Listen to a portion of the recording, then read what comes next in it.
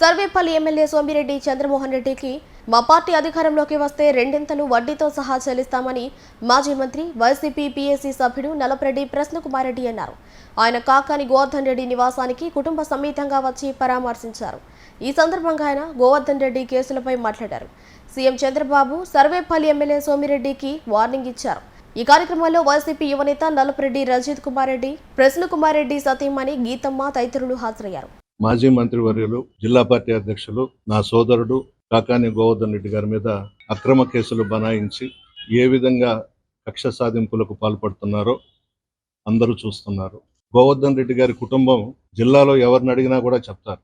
పెద్ద ఆయన దగ్గర నుంచి ప్రజల మధ్య ఉంటూ ప్రజల కోసం నిత్యం పోరాటాలు చేసే వ్యక్తి పెద్ద ఆయన. ఆయన కుటుంబంలో పుట్టినటువంటి ఆణిముత్యం గోవర్ధన్ రెడ్డి గారు. ఈరోజు కావాలని ఏమీ చేయలేక కక్ష సాధింపుతో ఇటువంటి కేసులు బనాయించి అన్నని లోపల పెట్టించారు. ఇంతకన్నా ఏం చేయగలుగుతారు మీరు? ఈరోజు మీరు చేశారు. ఎప్పుడు ఎలక్షన్స్ పెట్టినా మా ప్రభుత్వం అధికారంలోకి వస్తుంది, ఇంత ఎక్కువగా మేము కూడా చేసి చూపిస్తాం కదా, మేము వదిలిపెట్టాం కదా.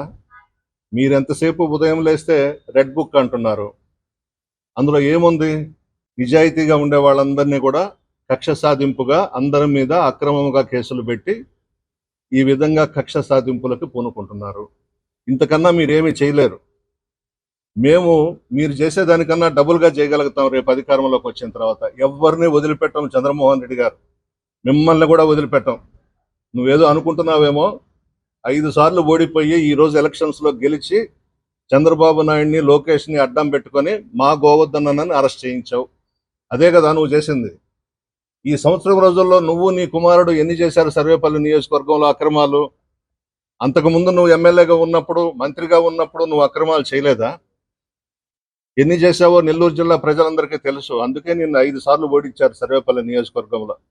సిగ్గు లేకుండా ఇటువంటి అక్రమంగా కేసులు పెట్టించి అరెస్ట్ చేయించడం అనేది కరెక్ట్ కాదు. నిన్ను కూడా వదిలిపెట్టం. రేపు మా గవర్నమెంట్ వచ్చిన తర్వాత ఇంతకు ఇంత నువ్వు అనుభవించే విధంగా చేస్తాం. నేను కానీ, గోవర్ధన్ అన్న కానీ, మా జిల్లాలో మా పార్టీ నాయకులు కానీ, కార్యకర్తలను కానీ నిన్నైతే వదిలిపెట్టాం. ప్రజాస్వామ్యంలో ప్రజలు ఆశీర్వదిస్తే అధికారంలోకి వస్తాం. ఆ అధికారాన్ని అడ్డం పెట్టుకొని ఈ విధంగా తప్పుడు కేసులు బనాయించి కక్ష సాధింపులకు పాల్పడడం అనేది కరెక్ట్ కాదు. మా పాప పూజితమ్మ గోవర్ధన్ రెడ్డి గారి కుమార్తె నిన్న జాయింట్ కలెక్టర్ గారిని కలిసి సిబిఐ ఎంక్వైరీ వేయమనింది. నేను చంద్రబాబుని అడుగుతున్నా, నీకు దమ్ము ధైర్యం ఉంటే మా పాప పూజితమ్మ అడిగిన దాని మీదట మోడీ గారి దృష్టికి తీసుకువెళ్ళి సిబిఐ ఎంక్వైరీ వేయించు. తేలిపోద్ది కదా. మా కుటుంబం ఏమీ తప్పు చేయలేదు కాబట్టే మా బిడ్డ బయటకు వచ్చి కలెక్టర్ దగ్గరికి వెళ్ళి సిబిఐ ఎంక్వైరీ కోరింది. ఇంతకన్నా ఇంకొకటి ఆలోచించాల్సిన అవసరం లేదు. నీకు దమ్ము ధైర్యం ఉంటే మోడీ గారితో చెప్పి సిబిఐ ఎంక్వైరీ వేయించు.